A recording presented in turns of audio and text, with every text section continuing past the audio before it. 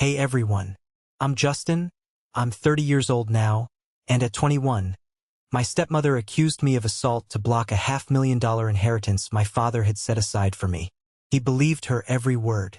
Before I tell you how a single, careless mistake brought their whole world crashing down 7 years later, do me a favor and let me know where you're watching from in the comments below.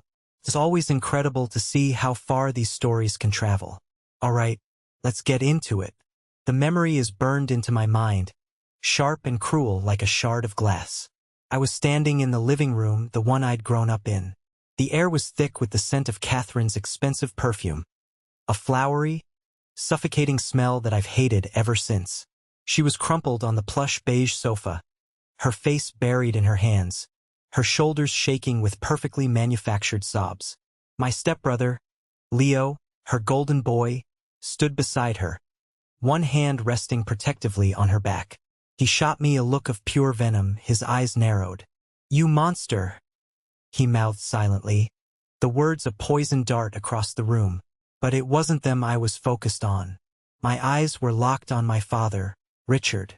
He stood by the fireplace, his face a mask of stone. The man who taught me how to ride a bike, who'd held my hand at my grandfather's funeral, was looking at me like I was a complete stranger. A dangerous one. "Dad," I started, my voice cracking. "Dad, I would never." "Don't." He cut me off, his voice dangerously low. It wasn't yelling. It was worse.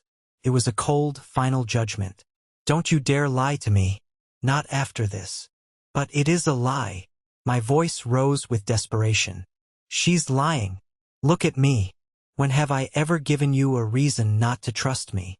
Catherine let out a pained whimper from the couch, a theatrical little sound that made my stomach churn. "Richard, please," she choked out. "Don't make me listen to this. I feel so violated." That was it. That was the kill shot. My father's face hardened, his jaw tightening. He took a step towards me, his eyes blazing with a fury I had never seen before. It was a righteous anger, the kind a man feels when he's protecting his family. The only problem was, in his eyes, I was no longer a part of it. He pointed a trembling finger at the front door. The grandfather clock in the hallway seemed to tick unnaturally loud, counting down the seconds of my old life. "Get out of my house," he said, each word a hammer blow. "Take your things and get out." "Dad, please," I begged, tears now streaming down my own face. "You have to listen to me. This isn't real." He took another step, his face inches from mine. I said, "Get out," he repeated, his voice dropping to a raw whisper. "And don't come back. You are no longer my son." That was the moment my world shattered. The floor fell out from under me. I stumbled back, the shock so profound it felt like a physical blow. I looked from his cold, unforgiving face to Catherine's hidden, probably smiling, face, to Leo's triumphant sneer. I was utterly and completely alone.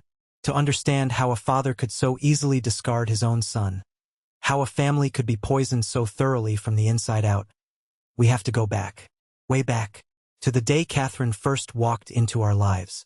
My parents' divorce wasn't pretty, but it was clean. They split when I was 9. There was no screaming, no throwing plates, just a heavy, sad silence that settled over our house for months. The arrangement was simple. I lived with my mom, Helen, during the week, and I spent weekends with my dad. For a couple of years, it worked. My dad was my hero. Weekends were our time, fishing trips, ball games, working on his old Mustang in the garage. It was simple and it was good. Then, when I was 11, he met Catherine. The first time I saw her, she was all bright smiles and warm hugs. She had 2 kids of her own, a son named Leo who was a year older than me. He was quiet and watched me with an unnerving intensity, like he was sizing me up. My dad was happier than I'd seen him in years, and because I loved him, I wanted to be happy for him. I really tried. They got married a year later when I was 12. That's when things started to change. The shift wasn't a sudden earthquake. It was a slow, creeping poison. It started subtly. When my dad was in the room, Catherine was the perfect stepmom. "Justin, honey, can I get you anything? Are you getting enough to eat?" But the moment he'd leave to take a call or go to the garage, her face would change. The warm smile would vanish, replaced by a tight, thin line. Her eyes would turn cold. I remember the first time it happened. We were in the kitchen just a few months after the wedding.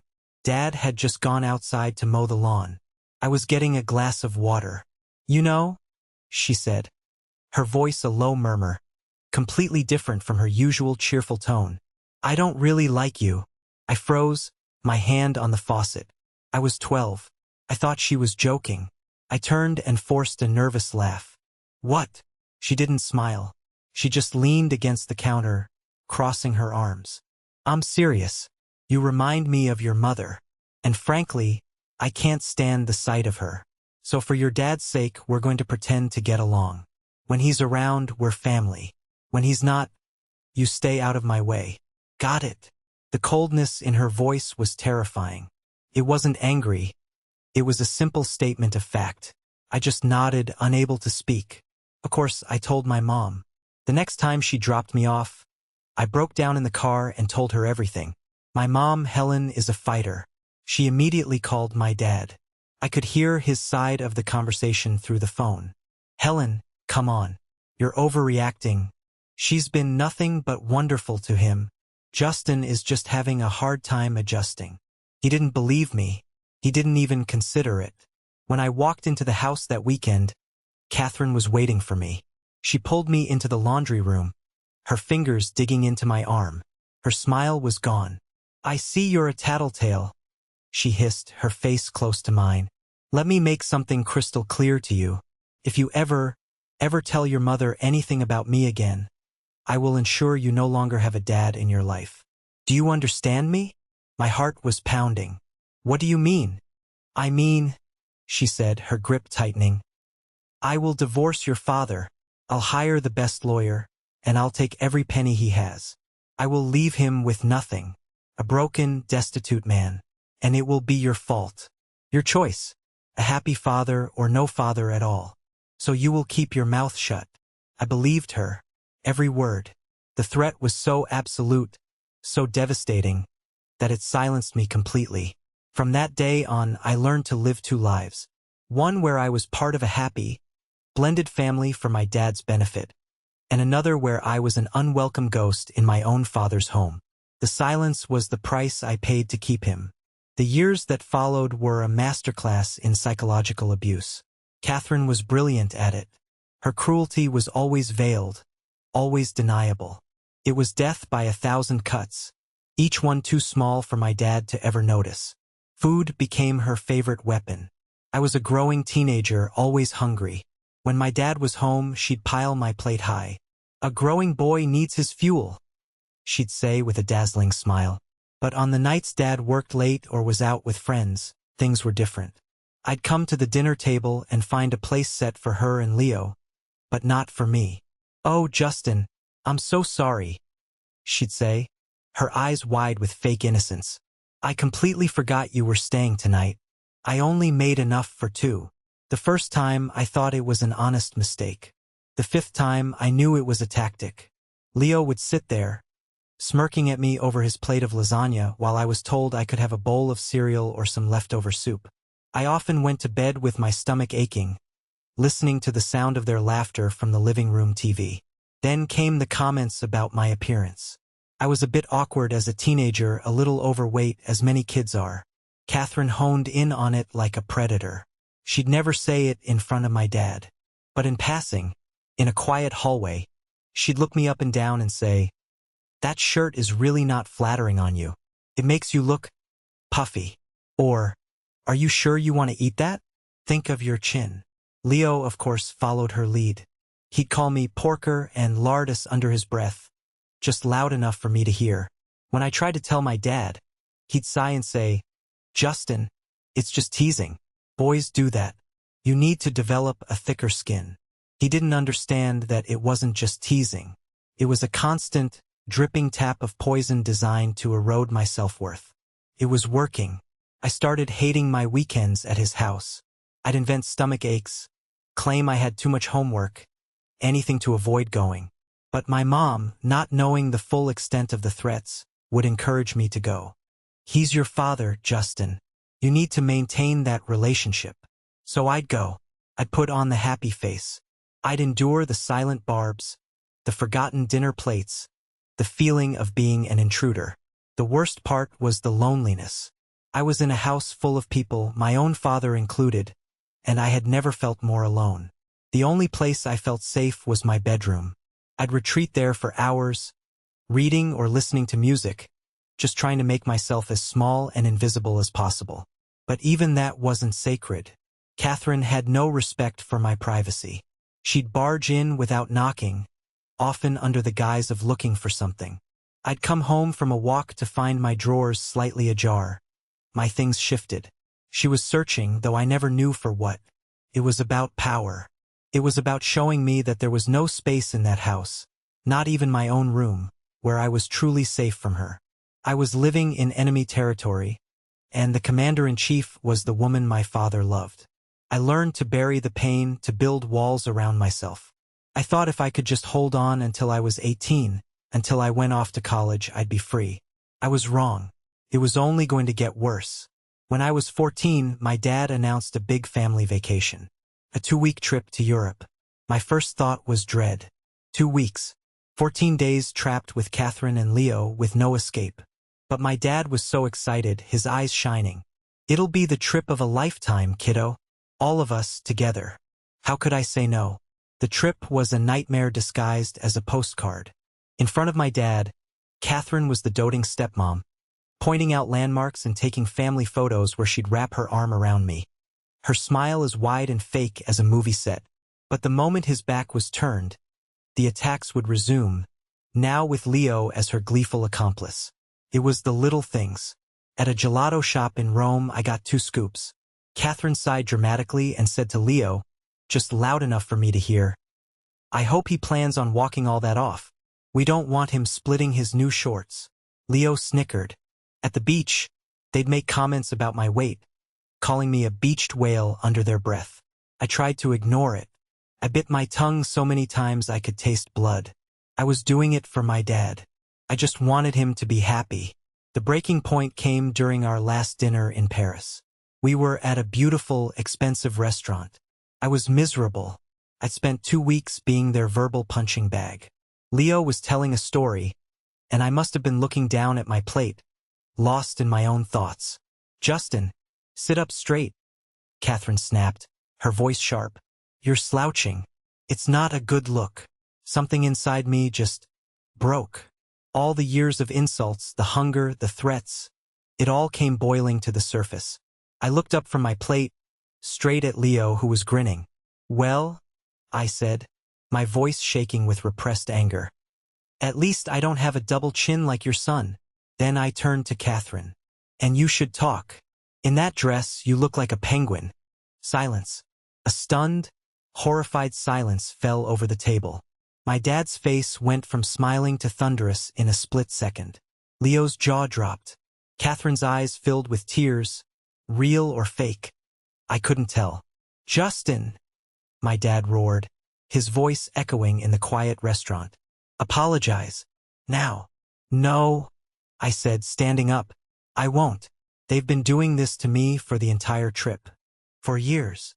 "I have no idea what you're talking about," Catherine sobbed, dabbing her eyes with a napkin. "We've been nothing but kind to you." "That's enough." My dad slammed his hand on the table. "You will apologize to your mother and your brother, or you will walk back to the hotel. Right now." I looked at his furious face, and I knew it was hopeless. He didn't see me. He only saw his perfect new family, and me, the angry, disruptive son who was ruining it. I didn't say another word. I turned and walked out of the restaurant, leaving them there. That night, I called my mom from the hotel room, crying uncontrollably. That was the last straw for her. When we got back to the States, she called my dad, and I heard her side of the conversation. It wasn't a request. It was an ultimatum. "Richard, I am telling you right now," she said, her voice like ice. "If I ever hear that your wife or her son has made one more comment about my son's weight, his appearance, or anything else, I will not hesitate. I will call Child Protective Services and report her for emotional abuse. Do we have an understanding? That phone call changed everything. The direct verbal abuse stopped. But Catherine was too smart for that. She didn't stop her war against me. She just changed her strategy. From that day forward, she and Leo switched to a new, even more insidious tactic: complete and total silent treatment. If my dad wasn't in the room, I simply ceased to exist. The years leading up to college were quiet. Eerily so. Catherine kept her promise to my mom, but only in the most literal sense. She never said another insulting word to me. Instead, she perfected the art of making me invisible. If I walked into a room where she and Leo were talking, they would fall silent and stare at me until I left. If I asked a question, she would pretend not to hear me, only to answer Leo a moment later when he asked the exact same thing. She'd plan weekend family outings, movies, dinners, trips to the lake, and forget to tell me until they were walking out the door. "Oh, Justin, we didn't think you'd want to come," she'd say with a shrug, the lie hanging in the air. My dad, ever oblivious, would just say, "Well, why didn't you say you wanted to go, son?" He couldn't see the deliberate, calculated exclusion. He just saw a sullen teenager who never seemed to want to participate in family activities. The worst incident from that time happened when I was 16. I was staying at my dad's for a few days during a school break. He was having some friends over for a barbecue, and on a whim I offered to do all the cooking. I gotten into grilling, and I was actually pretty good at it. My dad was thrilled. I spent the whole afternoon prepping. I made burgers from scratch, marinated chicken, made potato salad and coleslaw. That evening, everyone was raving about the food. My dad's friends were clapping me on the back, telling him he had a future chef on his hands. For the first time in a long time, I felt seen in that house. I felt proud. My dad was beaming. Later that evening, I was inside grabbing more drinks from the kitchen when I overheard Catherine talking to one of her friends out on the patio, just outside the open window. "He's insufferable, isn't he?" Catherine's voice was a low, venomous whisper, parading around like he's some big shot. "I honestly cannot wait until he's 18 and I don't have to deal with these mandatory weekend visitations anymore." Her friend, Sarah, murmured something I couldn't hear. Then Catherine laughed, a bitter little sound. "Honestly, I was hoping he'd burn the chicken, just so I could watch Richard's face fall. It would have served the little brat right." I froze, my hand clutching a bottle of soda so tightly I'm surprised it didn't shatter. She was hoping I'd fail. She was actively rooting against me, even when I was doing something for her, for my dad, for their guests. It wasn't just that she didn't like me. She despised me. She wanted me to be a failure because my success, however small, was a threat to her. I quietly backed away from the window, my heart a cold, heavy stone in my chest. I went back outside, put a smile on my face, and played the part of the happy son for the rest of the night. But that night I finally understood. There was no truce to be had. There was no peace to be made. This was a war, and she would not stop until she had one. College couldn't come soon enough. It was my only escape route. I just had to survive until then. College was my sanctuary. For 3 years I was free. I was just Justin, not the unwanted stepson. I made friends, I did well in my classes, and I only went home for major holidays, keeping my visits brief and clinical. I built a new life for myself, a life where Catherine and Leo were just background noise. The summer I turned 21, my dad called me. His voice was serious. "Justin, I need you to come home for dinner this weekend. There's something important I need to discuss with the whole family." A feeling of dread washed over me, but I agreed. The word family in his house always came with strings attached.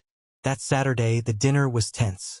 Catherine was playing the role of the gracious hostess, but her smiles didn't reach her eyes. Leo was unusually quiet, watching me with that same calculating stare from when we were kids. My dad seemed nervous. After we finished eating, he cleared his throat and folded his hands on the table. "All right," he began. "I asked you all here tonight because I've recently updated my legal documents. My will. I think it's important that everyone knows my wishes, so there are no surprises down the line. My heart started to beat a little faster. This was about the inheritance. He continued, "First, Catherine. As my wife, the house will be left entirely to you, free and clear. It's your home."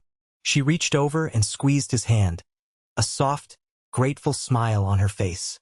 "Leo and Isabella," he said, looking at his stepchildren. "The joint savings account we set up for you will be yours to split evenly. It should be a good start for whatever you choose to do." Then he turned to me. His eyes softened, and for a second, I saw the dad I used to know. "Justin," he said, his voice thick with emotion. "I know things haven't always been easy, but you are my son, my only son. That's why I am leaving you my entire retirement account. And the '67 Mustang." The air was sucked out of the room. The Mustang was his prized possession, the car we'd spent countless weekends working on together. It was worth a lot, but its sentimental value was immeasurable. The retirement account, I knew, was substantial. My dad had been a smart investor his whole life. We were talking about a significant amount of money, easily $500,000.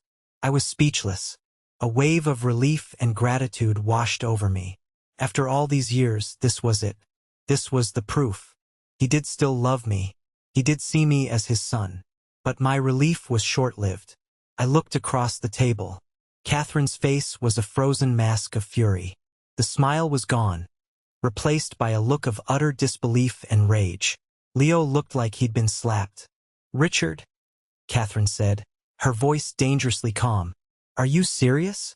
The entire retirement fund?" "He's my son, Catherine," my dad said simply. "But he doesn't deserve that." Leo burst out, unable to contain himself. "He's barely ever here. We're the ones who take care of you." "That's enough, Leo," my dad said sternly. But Catherine put a hand on Leo's arm. She looked at my dad, her eyes suddenly glistening with tears. "No, Richard. He's right. It's not about the money. It's about the principle. I think there's something you need to know about Justin. Something I've kept silent about for years, to protect this family." A cold chill ran down my spine. I had no idea what was coming, but I knew with absolute certainty that my life was about to be destroyed. The battle I thought I had survived was just a prelude. The real war was about to begin. A few weeks went by. The dinner was a distant, unsettling memory. I tried to push it out of my mind. Maybe they were just angry. Maybe it would blow over. I was naive. I should have known Catherine wouldn't let it go. She wasn't just angry. She was plotting. The call came on a Tuesday night. It was my dad. His voice was a strangled whisper. "You need to come here. Now." He hung up before I could ask what was wrong. I drove the 40 minutes to his house in a state of rising panic. What could be so bad? When I walked in, I found the scene that I described at the beginning.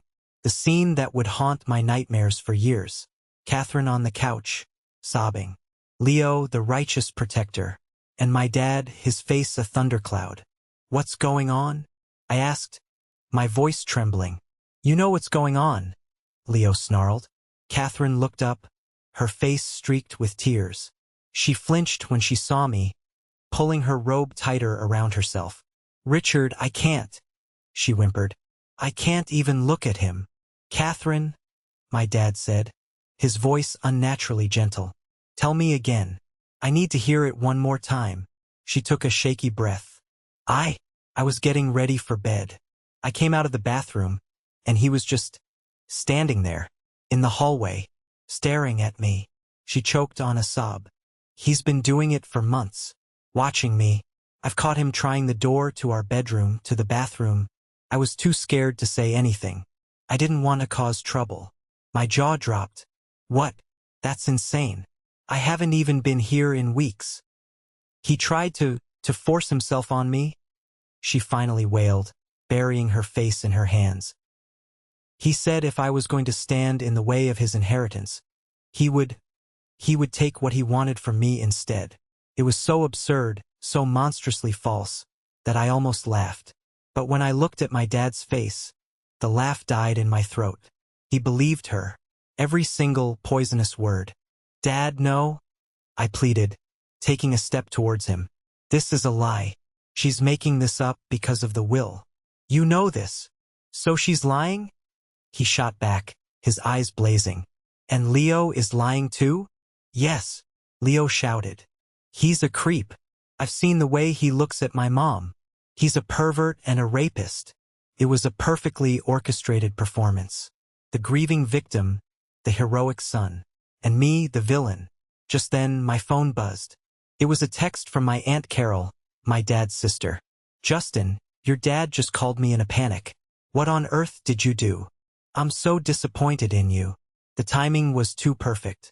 I realized later that Catherine must have called her first, feeding her a version of the story, priming her to reinforce the narrative. It was another chess move, cutting off a potential ally before I could even reach out. They had thought of everything. And that's when my dad delivered the final blow. Get out of my house. You are no longer my son. He had been my hero, my anchor, and in the space of 10 minutes, Catherine had turned him into my judge, jury, and executioner. She hadn't just taken my father from me. She had poisoned his memory of me, turning love into disgust. As I walked out the door into the cold night air, I knew I hadn't just lost a home. I had lost everything. I don't remember much about the drive back to my apartment that night. It's all a blur of tears and rage. I stumbled into my room, fell onto my bed, and just broke. The kind of broken that feels like it can never be put back together. I called my mom, my voice so choked with sobs she could barely understand me. All I could get out was, he kicked me out. He thinks I'm a monster. She was there in an hour. She held me while I fell apart. Her presence a small, solid anchor in the swirling chaos of my despair. The days that followed were the darkest of my life. My phone blew up, first with a call from my dad, which I numbly answered. It was short. He told me he was ashamed to call me his son and that he was having his lawyer remove me from the will immediately. He said if I ever tried to contact him or Catherine again, he would get a restraining order. Then he hung up. Next came the texts from my extended family. Aunts, uncles, cousins. They had all heard Catherine's version of the story. I was a disgrace. Predator. My Aunt Carol, the one who had texted me that night, sent the cruelest one. Your grandfather would be rolling in his grave. You've brought such shame to this family. Catherine and Leo didn't stop there. They sent me a barrage of hateful messages, calling me every vile name imaginable, telling me to disappear. It was a coordinated attack designed to utterly annihilate me. I had to change my phone number just to make it stop. I dropped out of my classes for the semester. I couldn't focus, couldn't eat. I barely slept. I just lay in my room, staring at the ceiling, the scene in the living room playing over and over in my head. My dad's face, full of disgust. Catherine's fake tears. Depression hit me like a freight train. It was a heavy, suffocating blanket. There were days I couldn't get out of bed. There were moments, dark and terrifying moments, where I thought about ending it all.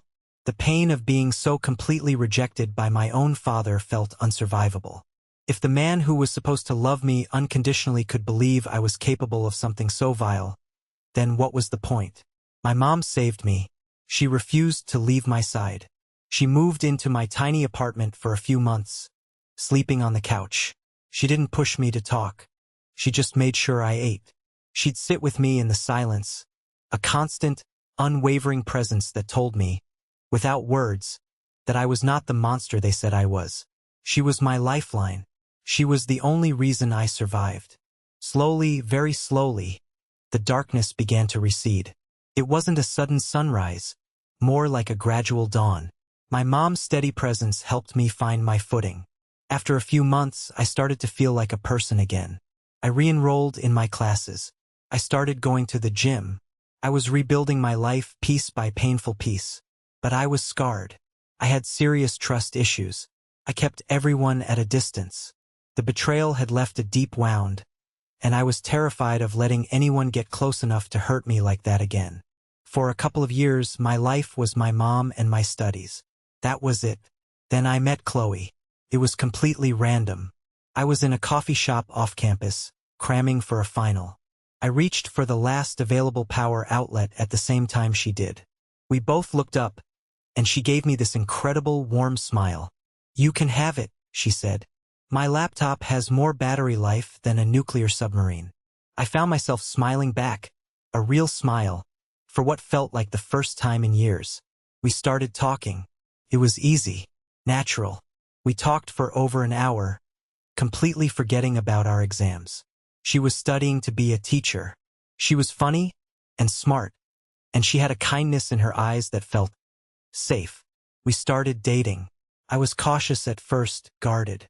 I didn't tell her the whole story about my dad. I just said we were estranged. She didn't push. She let me open up on my own terms. With Chloe, I learned what a healthy relationship felt like. She was my biggest cheerleader. She celebrated my successes and supported me through my struggles. She and my mom became my pillars. They were my family. One evening, about a year into our relationship, we were talking about our childhoods. I finally told her everything, the whole ugly story, from Catherine's threats when I was a kid to the final, devastating accusation. I laid it all bare, expecting her to recoil, to see the monster my father saw. Instead, she just took my hand. Her eyes filled with tears, but not of suspicion, of empathy. "Justin," she whispered, "that's horrific. I am so sorry you went through that alone." In that moment, I felt a profound sense of release. Someone outside of my mom heard the worst thing that had ever happened to me and didn't run. She believed me, unconditionally. It was a powerful, healing moment. I was building a future, a good one, with a woman I loved and a mother who was my rock. The past was still there, a shadow in the corner of my life, but it no longer had the power to consume me. I had moved on, or so I thought. I had no idea that the past was about to come roaring back, 7 years after it had tried to destroy me. 7 years. 7 years of silence. In that time, I had graduated from college, landed a good job in marketing, and moved in with Chloe. We were building a life together. My dad, Catherine, and Leo were like characters from a book I'd read a long time ago. The pain had faded to a dull ache, a scar that I had learned to live with. I hadn't spoken a single word to anyone from that side of the family. Then, one Thursday afternoon, my phone rang. It was an unknown number. I almost ignored it, but something made me answer.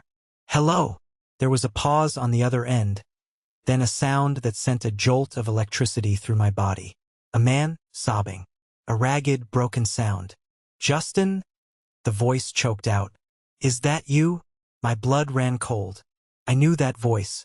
I would have known it anywhere. It was him. It was my father. I didn't say anything. Couldn't. My throat was tight, my hand gripping the phone so hard my knuckles turned white. "Justin, please," he wept. "Please don't hang up. I was so wrong. God, I was so wrong. What do you want?" I finally managed to say, my voice flat and emotionless. I know you have no reason to listen to me," he stammered between sobs. "But you have to. I found out everything." I still said nothing. I just stood there in my kitchen, the afternoon sun streaming through the window, listening to the sound of my father's world collapsing 7 years too late. "It's Catherine," he said, his voice cracking. For years, she's been having an affair." I felt a strange, hollow sensation in my chest. Not surprise, not even anger, just a weary emptiness. "She was cheating on me," he continued, his voice rising in anguish. "With Mark, my best friend, Justin. My best friend. For over a decade. Since before you even went to college. Mark had been like an uncle to me. He was at every family barbecue, every holiday. The betrayal was so deep, so layered, it was almost poetic. I found a text message on her iPad," my dad explained, the words tumbling out in a rush. "A stupid mistake. She forgot to delete it. I confronted her. She denied it at first, but I had the proof. She finally admitted it. She admitted everything." He took a ragged breath. "And then I asked her. I asked her about you, why she would do that to me, and she just snapped." He paused, and I could hear him struggling to get the words out. She said she was furious about the will. She hated you, Justin. She hated you because you were my son. She admitted she made the whole thing up. The whole story. She laughed about it. She said you were so easy to get rid of. She was proud of it. The silence stretched on. I could hear the hum of my refrigerator, the distant sound of traffic. He had finally learned the truth. The one thing I had prayed for, screamed for, cried for 7 years ago. And now that it was here, I felt nothing. Just a vast, cold emptiness. Justin? Are you there? He pleaded. I'm here, I said, my voice barely a whisper. I am so sorry, he cried, the words tearing out of him. I abandoned you. I threw my own son away for a lie. For her. Can you ever forgive me? Please. I need you to forgive me. Forgive him. The words echoed in the hollow space inside me. He wanted forgiveness. After 7 years of silence, after believing I was a monster, after leaving me to drown, he wanted absolution. Because now his world was in pain. No, I said, the word clear and steady. I can't. And I hung up the phone. He didn't give up. He called again. He texted. He left long, rambling, tearful voicemails. He said he had already started the divorce proceedings. He said he wanted to make things right. He arranged a meeting, a final confrontation. He said he needed me there. He said Catherine and Leo would be there, at his lawyer's office. He wanted them to face me. I didn't want to go. Chloe and my mom both said I didn't owe him a thing. But a small part of me, the part that was still that 21-year-old kid bleeding on the floor of that living room, needed to see it. I needed to see the curtain fall on their pathetic little play. So I agreed to go. The lawyer's office was cold and impersonal. All dark wood and leather. My dad, Richard, looked 10 years older. His face was gray, his eyes hollowed out. Catherine and Leo were sitting on the opposite side of a large mahogany table. Catherine's face was a mask of sullen fury. Leo wouldn't look at me. He just stared at the table, his jaw clenched. The lawyer, a sharp-looking man in his 60s named Mr. Harrison, cleared his throat. I remembered him from my childhood. He was an old friend of my dad's, a man known for his integrity. My dad started, his voice shaking. He laid out the facts of Catherine's affair with Mark, his supposed best friend. He had phone records, text messages, credit card receipts for hotels. The evidence was overwhelming and sordid. Catherine didn't deny it. She just sat there, her arms crossed, radiating contempt. And because of this betrayal, my dad said, his voice cracking, I had to ask myself what else was a lie. He turned his red-rimmed eyes to Catherine. Tell him, he demanded. Tell Justin the truth. About that night. Catherine let out a sharp, mocking laugh. The truth? You want the truth, Richard? The truth is you were a fool. An old, blind fool. Just tell him, my dad repeated, his voice pleading. She finally looked at me, her eyes filled with a pure, undiluted hatred that was almost breathtaking. All right, fine. You want a confession? Here it is. She leaned forward, her voice a venomous hiss that filled the silent room. Yes, I made it up, every last word of it. You think I was going to stand by and watch you hand over $500,000 of my money, my future, to that little brat? He was a constant reminder of your failed first marriage, a ghost at my dinner table. I wanted him gone, and I got what I wanted. She smirked, a truly ugly expression. And it was so easy. All I had to do was cry a few tears, and your father, the great protector, was ready to throw his own son to the wolves. It was pathetic, really. The room was dead silent. Mr. Harrison, the lawyer, just slowly shook his head, looking at her with utter disgust. My dad made a choked, strangled sound, like he'd been physically struck. Leo sank lower in his chair, his face pale. And me? I just watched. I felt a strange sense of detachment, like I was watching the finale of a movie. The villain was delivering her monologue. She was admitting everything, not with shame, but with pride. She was so consumed by her own greed and hatred that she couldn't even see how monstrous she appeared. Mr. Harrison spoke, his voice cutting through the tension. For the record, he said, looking at some papers in front of him, I should note that 2 months after Mr. Williams was disinherited, I received a call from you, Catherine, inquiring about the legal process for having your husband declared mentally incompetent, which would have given you power of attorney over his estate. I, of course, advised him of this inquiry at the time. Catherine's face went white. My dad stared at her, his expression turning from heartbreak to horror. She hadn't just wanted me gone. She had been coming for him, too. She had finally overplayed her hand. The truth, in all its ugly glory, was out. And I hadn't had to say a single word.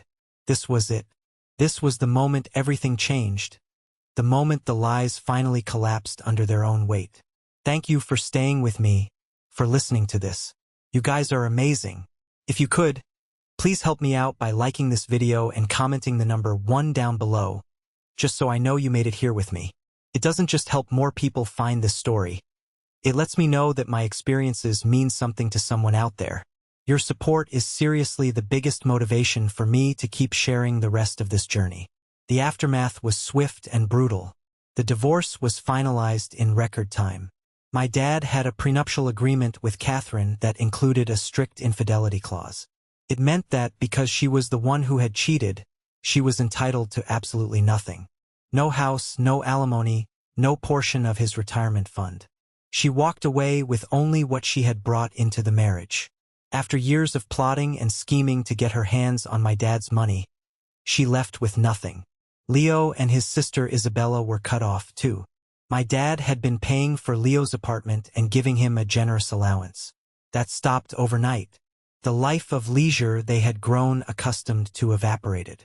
Last I heard, Catherine had to move in with her sister in another state, and Leo was working a minimum wage job, complaining to anyone who would listen about how unfair life was. There was a certain grim satisfaction in that. A few weeks after the meeting at the lawyer's office, my mom got a visitor. It was Mrs. Gable, our old neighbor from when I was growing up, the one who lived next door to my dad. She was a sweet, timid woman who had always been kind to me. She showed up at my mom's doorstep with a plate of cookies and tears in her eyes. She told my mom that she had heard the news about the divorce and she had to confess something that had been weighing on her conscience for years. She said that on countless occasions, when my dad wasn't home, she had been in her garden and had overheard Catherine screaming at me through the open windows of our house. She'd heard the insults, the vicious names Catherine called me. She knew how I was being treated. I never said anything. Mrs. Gable wept to my mom. I was scared. She was an intimidating woman, and Richard seemed so happy. I didn't want to get involved to cause trouble for the boy. Her confession was another piece of the puzzle, another confirmation of the hell I had lived through. It didn't make me angry at her. I understood her fear, but it was a sad reminder of how easily good people can be silenced, allowing evil to flourish in the quiet spaces. My mom thanked her and told her that her validation, even all these years later, meant something. It showed that the abuse hadn't just been in my head. It was real. Someone else had seen it. A week later, my dad asked to meet me for coffee. Just the two of us. I agreed, mostly out of a morbid curiosity. We sat at a small table in a quiet cafe. He looked exhausted, a shell of the man he once was. He pushed an envelope across the table towards me. "This is from my lawyer," he said, his voice hoarse. "Everything has been put back in your name. The retirement account, the title for the Mustang. All of it is yours, Justin, as it always should have been." I looked at the envelope but didn't touch it. "Thank you," I said quietly. He looked up, a desperate hope in his eyes. "Justin, I know I don't deserve it. I know sorry isn't enough. It will never be enough. But I am begging you. Can we try to start over? Can you let me be your father again?" I looked at him, really looked at him. I didn't see the monster who had thrown me out. I just saw a sad, broken old man who had made a terrible mistake. And I felt a flicker of pity. But pity isn't a foundation to rebuild a family on. "You want to know what the worst part was?" I asked, my voice steady. "It wasn't the lie. It wasn't losing the inheritance. It was how quickly you believed it. There was no hesitation, no doubt. You threw away 21 years of being my father in less than 10 minutes. You looked at your own son and saw a monster. Tears welled in his eyes, and he looked down at his hands. I needed a dad that night, I continued.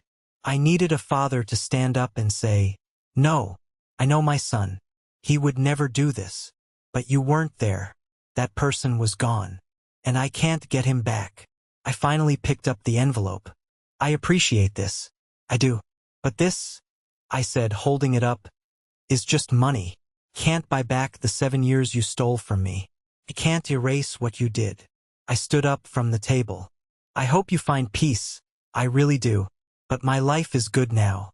I have a family that trusts me. That's something you can't give me." "Justin, wait," he pleaded. "Goodbye, Richard," I said, using his first name for the first time. Felt right. He hadn't been dad to me for a very long time. As I walked out of the cafe, I didn't feel angry or triumphant. I just felt free. The final chain that had tied me to that painful past had just been broken. I was finally, completely moving on. The next year was a whirlwind of positive change.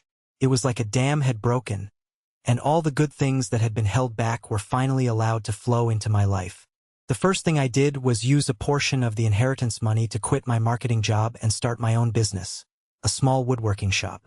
It had always been a passion of mine, something I'd learned in the garage with my dad in the good years before Catherine. It felt like I was reclaiming a part of my past and turning it into a future. The business took off faster than I could have imagined. People loved the custom furniture I made. It felt incredible to build something real and lasting with my own hands. But the best part of that year was Chloe. She was my rock through everything. She celebrated every small victory with my business and held my hand on the days when the memories got to be too much. About 6 months after my final meeting with Richard, I took her to the coast, to the same spot where we'd had one of our first dates. I was a nervous wreck. My hands were sweating. My heart was hammering in my chest. We were walking along the beach as the sun set, painting the sky in shades of orange and pink. I stopped and took her hands in mine. "Chloe," I started, my voice shaky. "You came into my life when it was dark and you filled it with light. You taught me how to trust again, how to love again. You never once doubted me. You and my mom. You are my family. You're my home." I got down on one knee, pulled out the ring I had been hiding in my pocket for weeks, and asked her to marry me. She said yes, of course, through happy tears. Putting that ring on her finger felt like the most right and true thing I had ever done in my life. But I knew that building a new life wasn't just about the good things.